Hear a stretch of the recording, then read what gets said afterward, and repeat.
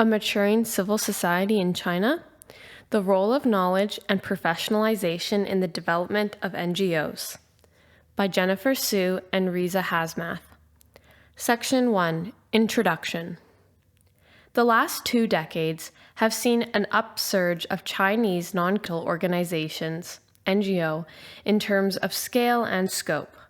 Chinese NGOs now populate major cities in China and have developed more amicable relations with various central and local governments. They now operate in a spectrum of activities ranging from education, poverty alleviation, community development, the environment, and health, and offer a variety of services and support for marginalized groups in Chinese society. The NGO literature predicts that as NGOs mature and grow up, they should begin to develop an appetite for different roles and functions. Foremost, they will seek to the policymaking process or to focus on establishing transnational linkages to heighten the importance of certain issues. A significant part of this maturation process is the movement to establish or become part of an epistemic community, a community of experts seeking to exert influence in the policy realm, where shared normative and causal beliefs are displayed. In this transition to be part of an epistemic community, an organization develops the expertise to inform on evidence-based policy. Such developments are yet to take shape in the Chinese NGO sector, in part due to the nascent nature of the NGO sector, but also the political context which shapes their development. The overwhelming majority of NGO representatives interviewed for the study, a total of 102 interviews, across 4 major cities in China, Chongqing, Kunming, Nanjing, and Shanghai, indicate that they are hesitant to regard themselves and their organizations as part of an epistemic community. Moreover, respondents indicated that they do not believe NGOs have either a primary or secondary role to produce and develop new knowledge. This is perplexing, given that the organizational life cycle of NGOs predicts otherwise, begging the analytical query of this article. Why are Chinese NGO representatives not actively seeking to establish and be a part of an epistemic community? Conversely, what role does knowledge and professionalization play in the current Chinese NGO's development trajectory?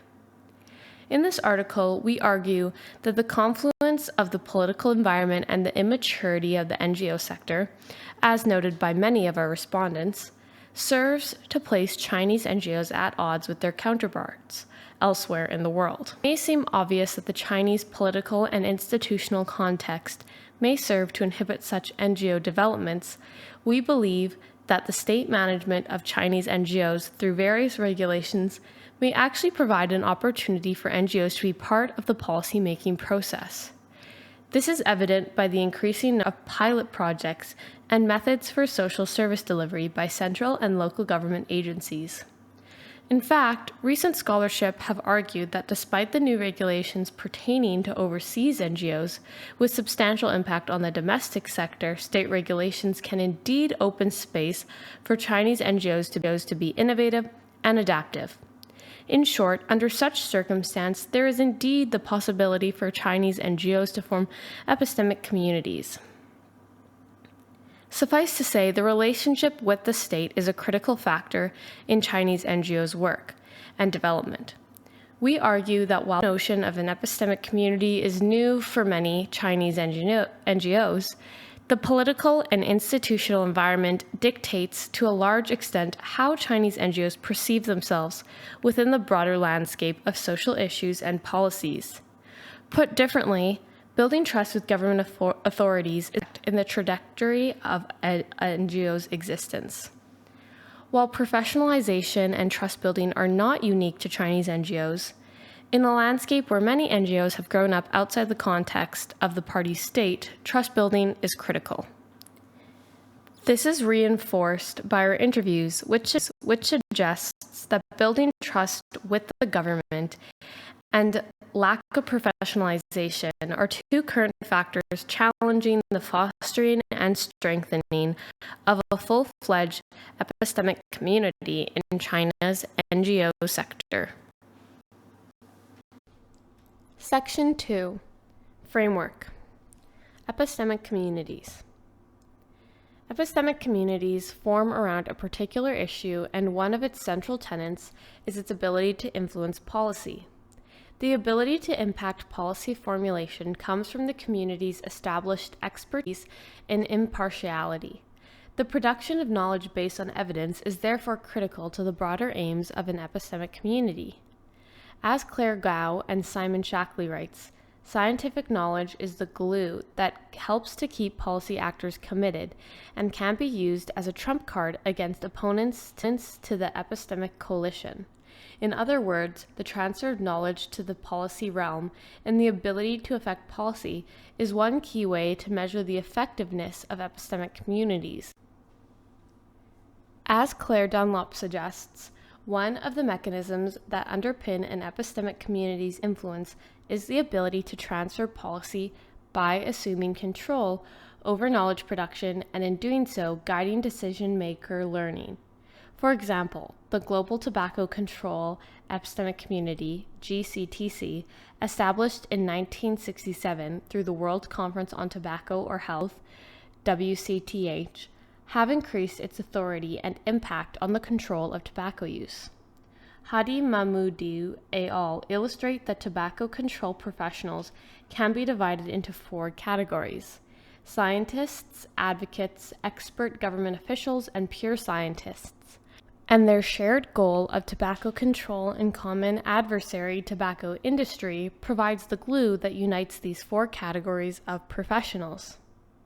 The legitimacy of epistemic communities is derived from their collective expertise, control over the production of knowledge, and the influence they exert in the policy arena. While epistemic communities can exert policy influence in 2 ways, capitalizing on decision-makers' technical uncertainty or to legitimize the decisions made by policymakers, Dunlop argues that we need to focus on differentiated conceptualizations of learning. Although we do not go as far as Dunlop with a typology of learning, self-directed and formal learning, and non-formal learning, we do agree with the emphasis on learning. Namely, we believe that for an epistemic community to be effective, they need to provide opportunities for decision makers to engage, learn, and find ways to institutionalize new knowledge. According to Gao and Shackley, NGOs are engaged in 3 broad activities. 1. Developing creative policy solutions. 2. Knowledge construction / coalition building. And 3. Pressure and lobbying. Creative policy solutions involve the introduction of new concepts, approaches, or interpretation around a policy. Knowledge construction includes writing and producing research reports to shed light on new evidence. And finally, lobbying and campaigning are areas where NGOs have traditionally engaged in. NGOs also have the ability to bridge the lay expert, activist, professional, and local global divides, and articulate scientific knowledge in a comprehensible manner. Suffice to say, given the stakes involved in highly contentious issues, there is no reason to assume that Chinese NGOs cannot adapt its organizational focus to be part of an epistemic community where emphasis is on the production of knowledge. Relatedly, the epistemic community literature has focused on the conditions in which epistemic communities matter and are more likely to be persuasive. According to Anthony Zito, epistemic communities are most likely to be effective when there is a complex set of issues and involve new or issue uncertainty, particularly at the early stages of policy formulation.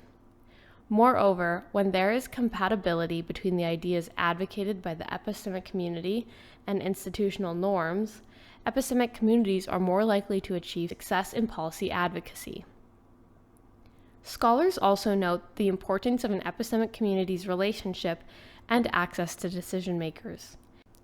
Moving forward with the concept of epistemic community and to enhance its explanatory power, Maya Cross observes that epistemic communities do not simply exist or not exist. Rather, they are weak or strong in their persuasive abilities depending on their internal cohesion.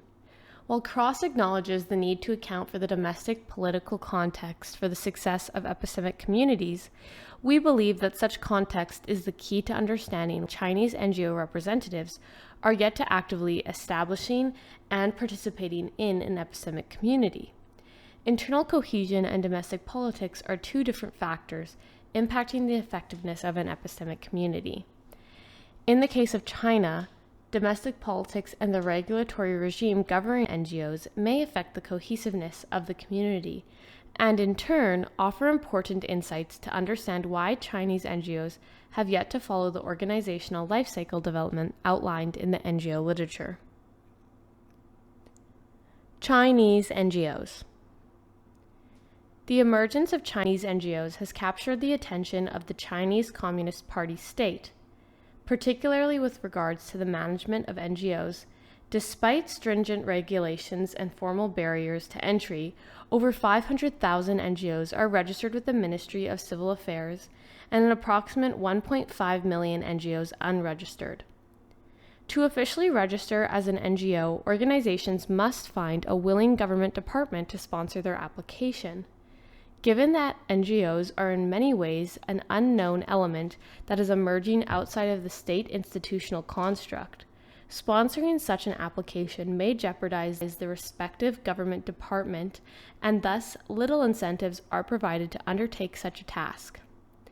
As a result, many NGOs seek alternate ways to register and become a legal entity. For example, they may register with the Bureau of Commerce and Industry as a for-profit entity, but continue to operate as an NGO. Although there has been various local experiments to abolish the dual registration system, there are still various hurdles such as the type of NGO permitted to register without a sponsor.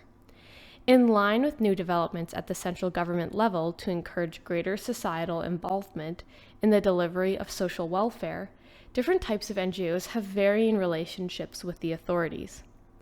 With pilot projects dotting across the nation, social service delivery NGOs have experienced more amicable relations with the government, some even obtaining contracts to deliver welfare services. This has had a notable impact on some NGOs in terms of greater financial stability. For instance, the Global Fund's financial resources for NGOs working on HIV and AIDS issues have meant a modicum of stability for smaller NGOs in China, but its withdrawal in 2013 has spurred the central government to announce domestic support for HIV/AIDS NGOs.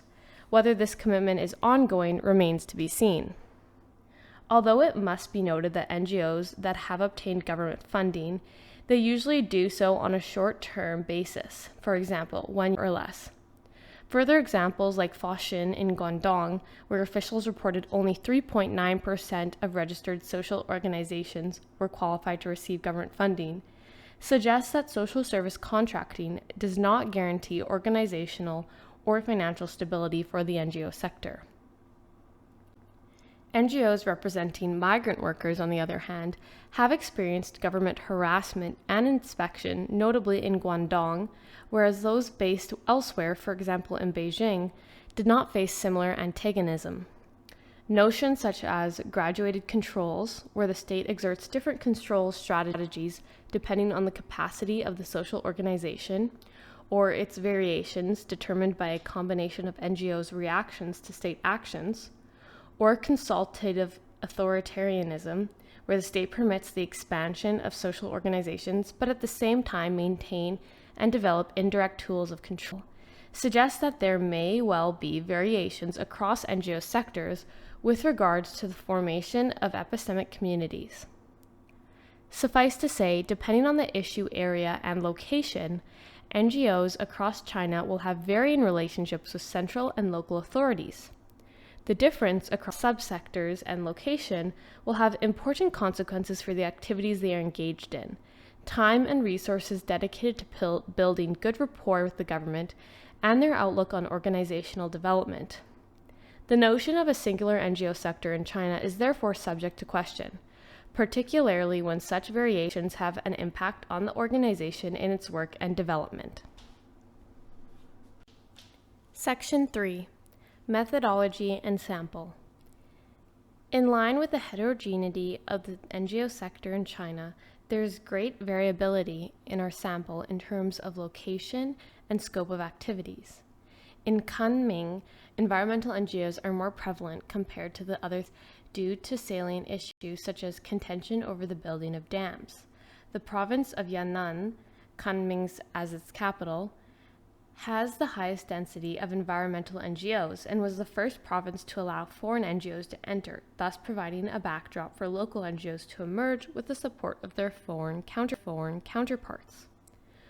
For Chongqing, the history of NGOs is much shorter and the types of NGOs much narrower. However, with the likes of Green Volunteer League of Chongqing, one of the oldest NGOs in the city and in China, established in 1995, this NGO has paved the way for NGOs focused on issues, from fighting industrial pollution to organic farming.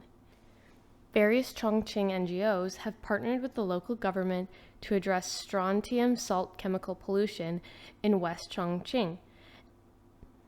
Nanjing and Shanghai have a robust social service delivery NGO sector. That Nanjing, once a laggard in NGO development, has recently seen an infusion of NGO support through the likes of incubators. Shanghai is experimenting and piloting various NGO-delivered services from migrant children's education to elderly care. The activities of the social welfare sector with NGO participation is largely spearheaded by the Shanghai municipal and district authorities. Shanghai is one of the first large cities in China to undertake government contracting of social services on a large scale. The focus of welfare delivery has, in part, shifted the orientation of NGOs in Shanghai. Over the last decade, Shanghai's NGOs have targeted community development rather than specific issues. With the latest trend in welfare contracting, NGOs in Shanghai are now focusing on working with the government to obtain contracts. The 4 case study cities were selected based on the assumption that the scope of organizational activities and development can be influenced by local institutional environment.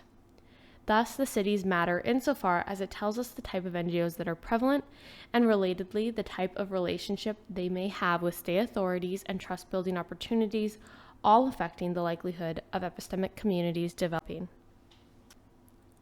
A total of 102 NGOs face-to-face semi-structured interviews were conducted across the 4 cities from mid-2013 to mid-2014, focusing on the organization's relationship with the central and/or local government, personnel in the organization in the contracting of welfare delivery, and the production of knowledge vis-a-vis epistemic communities. Interviews generally lasted from 60 to 90 minutes. Respondents were asked to complete an initial questionnaire with basic details of their organization prior to the semi-structured interviews. Given the focus of the study, we utilized interview responses pertaining to the latter aspect. NGOs were selected based on a snowballing technique.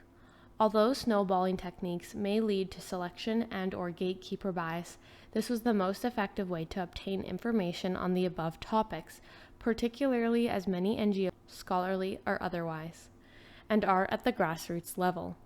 In other words, the snowballing technique was apt in this situation as it allowed us to identify and analyze a relatively hard-to-reach population. Of the 102 NGOs interviewed, 16 were from Chongqing, 40 were from Kunming, 7 from Nanjing, and 19 from Shanghai. Interviewees were representatives of NGOs, either the founding member or project officer of the organization. The average organizational age of the NGOs across the 4 cities is 9.4 years, with Chongqing's average at 6.1, Kunming 12.6, Nanjing at 8.4, and Shanghai at 10.3. Although the majority of the NGOs work in the broad area of service delivery, we have further divided this category to be more specific: welfare, health, education, and community development. Each of these 4 service delivery areas are equally broad. However, we have attempted to differentiate the type of work NGOs are engaged in. Under the category of welfare, NGOs may be engaged in the care of the elderly, orphans, disabled, or poverty alleviation. The health category includes NGOs addressing HIV/AIDS and other disease or illness. Education includes those delivering education materials to rural villages, developing education curriculum, educating migrant children, and other related activities. Community development includes organizations that work with local communities across different subgroups and addressing intersecting issues such as community participation of the elderly. NGOs in our sample engage in a variety of different issue areas, with the following being most common: welfare, health, environment, and education. Ability in each city sampled. In Chongqing, NGOs engaged primarily in the areas of education, environment, and community development. In Kunming, 5 NGOs out of 40 engaged in the health sector. In Nanjing, 13 out of 27 were in welfare. In Shanghai, among 19 NGOs, 5 engaged in welfare and 6 in education. These sectorial differences, as we shall see, are noted by the respondents in reference to the sectors most likely to impact policymaking. Section 4. Results. A total of 29 NGOs and their representatives, 28.4%, in our sample viewed Chinese NGOs as part of an epistemic community, whereas just over half, 51%, believed NGOs are not. Chongqing is the only city where the overwhelming majority of respondents stated that NGOs cannot be considered an epistemic community, 68.8%, whereas the responses were split more evenly in Kunming, where 45% said yes and 42.5% said no. Thus, it may be possible to infer that the development and participation in epistemic community is linked with the maturity of the sector and the age of the NGO. Although just over half of the sample considered NGOs not part of epistemic community, some qualitative responses qualified their stance by noting 2 facets. First, domestic NGOs have not acquired sufficient expertise to form such a community. And second, Chinese NGOs cannot be considered an epistemic community since the sector as a whole has not professionalized. The percentage of professionals in NGOs is too low, especially for social service NGOs. There's of expertise. Not many NGOs know what they are doing. Interestingly, the 15.7% of NGOs who responded maybe qualified their position by stating that this was in reference to NGOs working in particular issues. More acutely, the vast majority in this response cohort pointed to the environmental NGOs, who they deemed to be part of an epistemic community. We also asked whether NGOs are responsible for the production and development of new knowledge. To our surprise, given the epistemic community responses, the majority of the representatives believe that NGOs are responsible, 54.9%. NGO representatives who answered in the affirmative qualified their responses with general sentiments such as, yes, they should, so it can facilitate the improvement of the society in general. For the NGO to survive and prosper, there must be new knowledge. The different responses toward knowledge and epistemic community may be attributed to the deployment of that knowledge, whether shared internally with a specific government agency or more broadly for public consumption. Those who believed that it is the responsibility of NGOs to produce and develop new knowledge suggested that it was not their organization's role or their focus, given their mandate is solely service delivery. The NGO just need to provide the service to the society. The responsibility of NGOs is simply to carry out their mission. Both Chongqing and Nanjing had 0 responses in the no category, whereas Kunming, 37.5%, and Shanghai, 42.1%, were more evenly split. Again, those that answered maybe qualified that not all NGOs need to be producing and developing new knowledge. Section 5. Discussion. Professionalization and passion. What explains a lack of confidence amongst NGO representatives about the emergence or establishment of an epistemic community in China? The evidence suggests that subsections with a higher proportion of NGOs in social service delivery are more inclined to articulate a negative view about the existence of an epistemic community.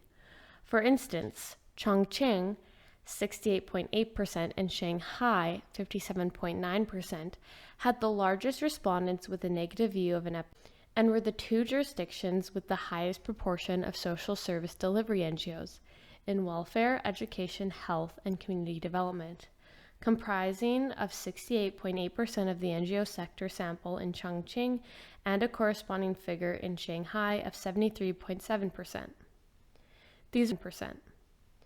These results parallel NGO respondents' conviction that the sector is not staffed by experts and or NGO representatives are just conducting activities that they are passionate about. One respondent working in the health sector noted that NGO representatives lack professional training and knowledge. Moreover, in my area, NGO workers were former patients themselves, which means they are rarely qualified as experts. This notion of NGOs being staffed by those affected or marginalized by the issue at hand is a recurring theme. One respondent from Nanjing NGO reinforced the notion that those affected and simultaneously working for the NGO cannot professionalize. Thus, it is not the professional knowledge or experience that holds the NGO together or defines the organization. Rather, it is the shared experience of being disabled. NGOs haven't found a good path of development yet. Right now, most NGOs are populated entirely by disabled people themselves. They get together to help each other, but there aren't that many professional staff members. Subsequently, it is the formation of a support network that characterizes the NGO. In this situation, we can suggest that the road to professionalization will be a difficult one for the NGO, whereby learning to professionalize is guided by doing things better rather than strategically doing the right thing. This is a point that we will expand further in the producing knowledge and setting standards section. Professionalization and passion are therefore, in some sense, opposites. The former contributes to an epistemic community and the latter does not. Perhaps there is some truth in this notion where passion may obfuscate objectivity. What gives an epistemic community its authority is the development of expert knowledge based on a science and/or rigorous and consistent methodology. If professionalization and passion are in contradistinction to each other, it would suggest that NGOs that are driven by the founding leader's passion will find it difficult to reach a level of epistemic community. Moreover, perhaps we can also suggest that the legitimacy of epistemic communities will be driven by its perceived objectivity and ability to deploy evidence-based research to engage with policymakers. Another variable to factor in determining whether NGOs consider themselves as part of an epistemic community is the age of the organization. This becomes quite pronounced at the subnational level, where we observe a strong interaction between tenor of operation and a positive tone with respect to the existence of an epistemic community. For instance, Kunming NGOs have the longest average age of operation, spanning 12.6 years, and the highest number of responses affirming the existence of an epistemic community, 45%. In contrast, Chongqing's NGOs have had the shortest number of years in operation, 6.1 years, with 6.3% of respondents agreeing that NGOs should be a part of an epistemic community. Furthermore, both Nanjing, 8.4 years and 18.5%, and Shanghai, 10.3 years and 26% in this trend. In this backdrop, we are inclined to support the supposition that NGOs who have greater years of operation have higher odds to replace or supplement passion with expertise. Interwoven into all of this is the need to build trust with government agencies, as we shall see in the final section, in order to transmit and transfer a repertoire of experiences and knowledge. Differences across sectors and locations. While the majority of NGOs may not have the conviction that they or their counterparts are part of an epistemic community, Many did qualify or more professionalized than others. Our sample suggests there are sectoral variances, where foremost the environmental NGO, NGO, sector was singled out, followed by the health sector as having a more developed epistemic community. As having a more developed epistemic community.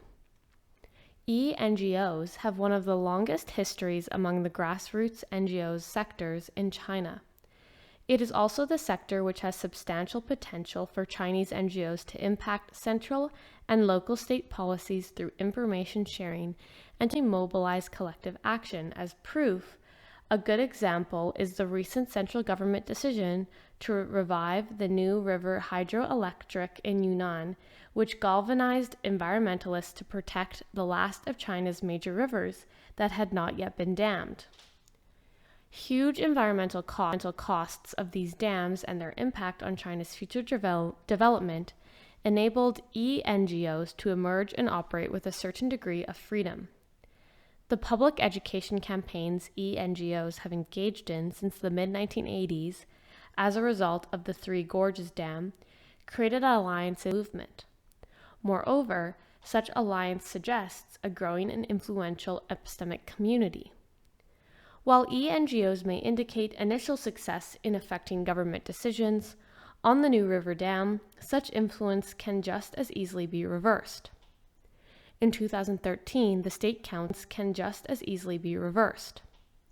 In 2013, the State Council, in its 12th five-year plan for energy development, lifted the ban on the damming of the New River. Such reversal may well be attributable to the weakness and ability of the NGO sector, along with stakeholder environmental protection, to maintain and sustain their influence at the policy level when pitted against national-level development objectives. Similarly, in the health sector, notably HIV/AIDS NGOs have benefited from significant international financial support, including the Global Fund. Until its withdrawal in 2013, the fund had disbursed over $800 million since 2003 towards combating HIV, AIDS, tuberculosis, and malaria in China. With a mandate to increase HIV and AIDS, many NGOs emerged as a direct result of the funding available. However, many unintended consequences resulted from these opportunities, such as poor coordination, poor accountability, and ineffective use of the money. Nevertheless, NGOs and other experts working in the HIV and AIDS sector can be accredited with having bridged the gap between action and practice, and as far as values and procedures are concerned, the past decade saw the increasing ideational convergence between China and the global health community toward HIV. The environmental and health sectors have seen some successes in influencing policy, changing attitudes, and drawing greater public and government attention to attendant problems. These two sectors, as some of our respondents indicated, can be considered as part of an epistemic community. For example, one can be considered as part of an epistemic community. For example, one NGO working in education plainly noted, maybe in some environmental groups, they tend to be more professional. The difference may be attributable to a number of factors as noted earlier, maturity of the sector and the transnational linkages amongst other factors. Interviews with Nanjing NGOs demonstrated that even within the broad category of welfare, which includes the care of the elderly and the disabled, there are significant differences in how representatives responded to the question of epistemic community.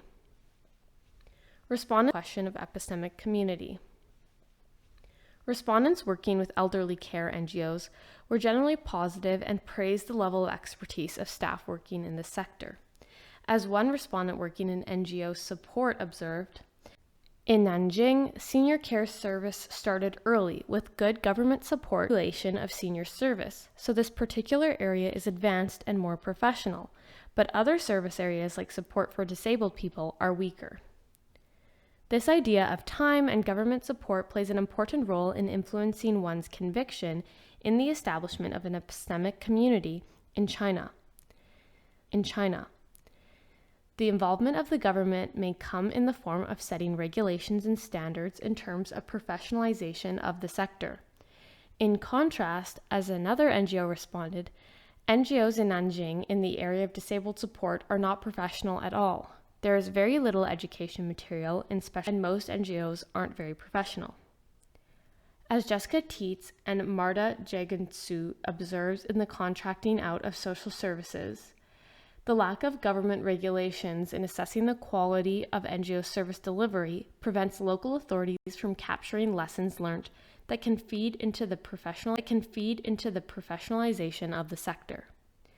Issue salience and its resonance with government authorities make a tremendous difference in the level of professionalization of NGOs working in these sectors.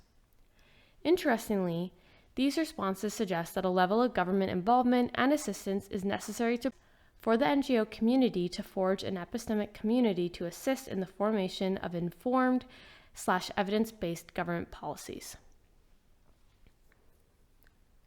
Producing knowledge and setting standards. Consulting government in setting standards is an important element of an epistemic community. Consulting government in setting standards is an important element of an epistemic community.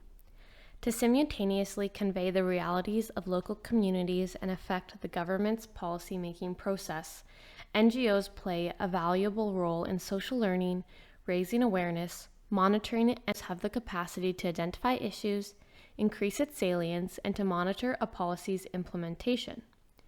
Yet, this is difficult in an environment where NGOs lack standards and professionalization. Notwithstanding, the process of establishing standards does require the input of those stakeholders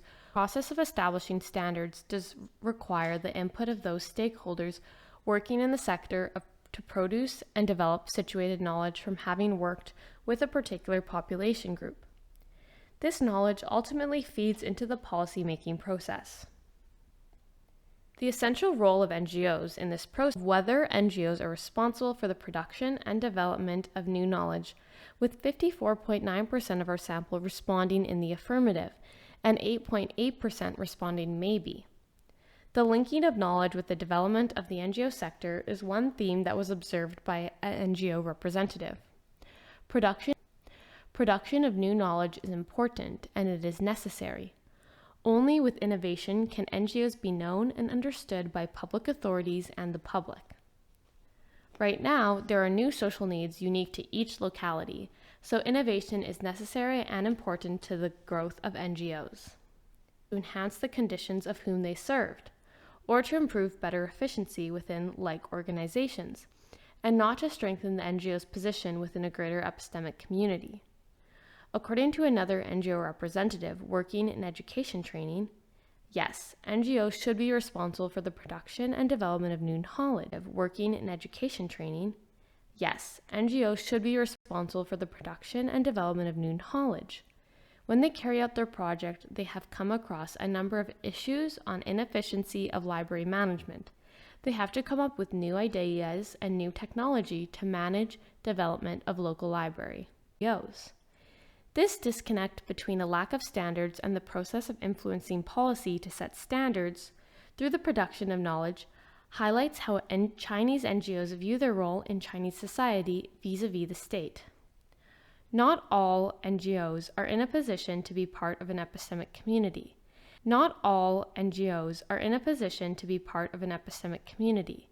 And relatedly, not all NGOs have the capacity to produce new knowledge or conduct research.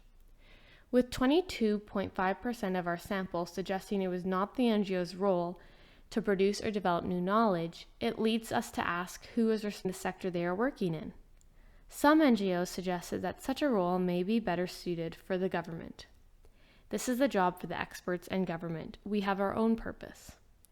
The notion that producing knowledge is not the organization's mission is a recurring theme across the cities. Respondents felt that to produce new knowledge is to deviate from the goals of their organization, that is, to serve their constituents. One NGO respondent was particularly critical. The NGO could be the servant of the society, fix up what the government and the society fail to do. We are the doers, not the so-called experts. just it is fascinating to observe the experts are equated with passivity. This is perhaps linked to the notion that there is a division of labor amongst NGOs, whereby there are three broad activities introduced by Gao and Shackley earlier in this article. NGOs that are working on the front line of the issues at hand may see themselves as doers in the pressure and lobbying category. Yet, both Chongqing and Nanjing had over 60% of respondents who replied that NGOs have a role in producing and developing new knowledge, with the corresponding figure for Kunming at 52%. What accounts for the difference between Chongqing/Nanjing and Kunming and Shanghai on this particular issue? The average age of the NGOs in the four cities gives us some insight. Chongqing and Nanjing have the youngest sector, and their responses coincided with their understanding that the production of knowledge will help. Chongqing and Nanjing have the youngest sector, and their responses coincided with their understanding that the production of knowledge will help organizations like theirs grow and mature. The conviction that not all NGOs should be producers of knowledge, or that knowledge is not a necessity for the establishment of an epistemic community to impact on equates with the progression into an epistemic community.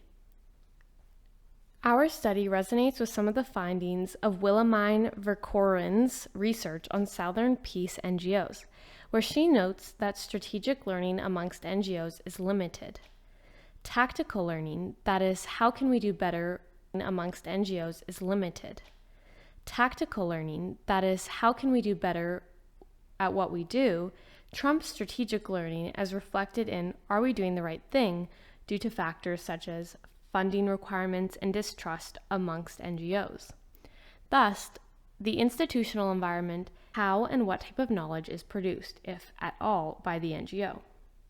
Consequently, the production of knowledge is not only shaped by divisions of labor within the NGO sector, as noted by Gao and Shackley. Chinese NGOs are to a large extent shaped by their institutional environment and depending on their engagement with government officials. It will to an extent determine their learning tactical strategies. The space available to NGOs to conduct their work and the type of work is conditioned by both formal and informal rules. In the next section, we shall see that these rules ultimately avert attempts to build an epistemic community. Building state NGO trust. Previous research into Chinese state NGO relations shows the importance of establishing ganxi, or relations with government officials for NGOs. Ganxi by itself is insufficient for NGOs to completely fulfill their organizational goals, but more often than not, it is a significant factor for many NGOs in smoothing out their day-to-day functions.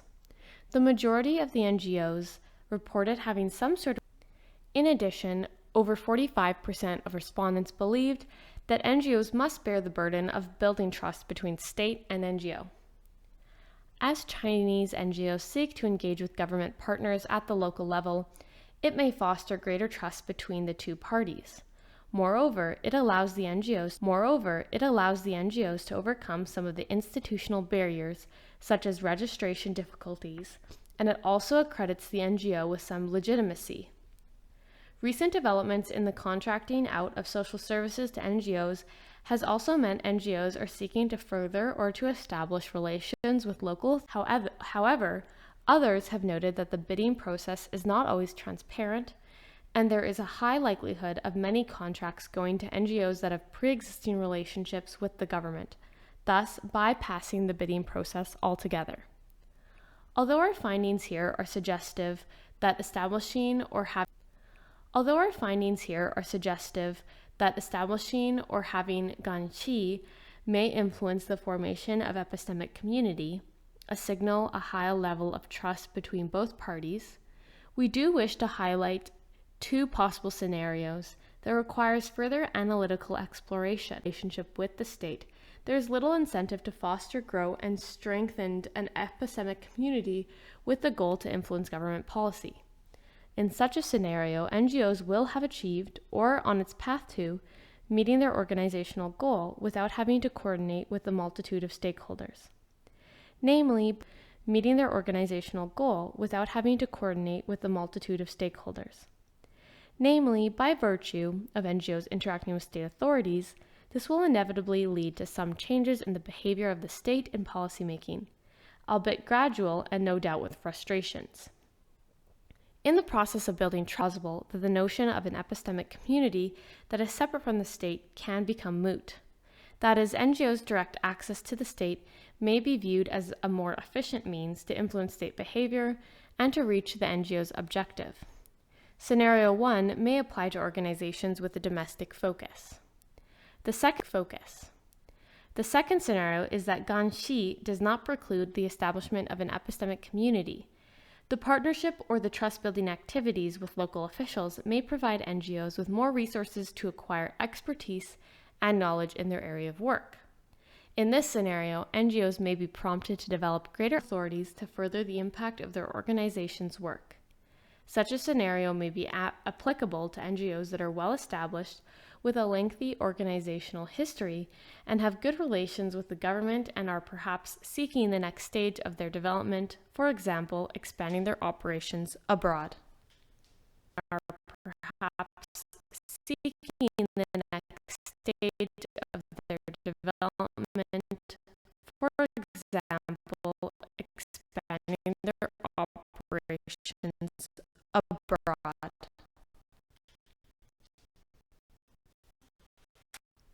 Section 6. Conclusion.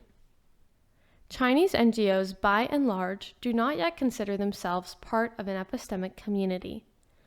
The lack of standards governing their sector of operation may in part explain why NGO representatives have expressed their hesitancy with regards to their readiness and participation in an epistemic community.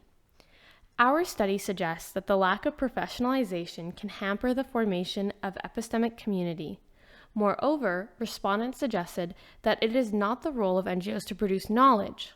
This in turn explains why the majority of NGOs, notably in the social service delivery sector, had the conviction that an epistemic community is of limited value at the current stage of their organizational development.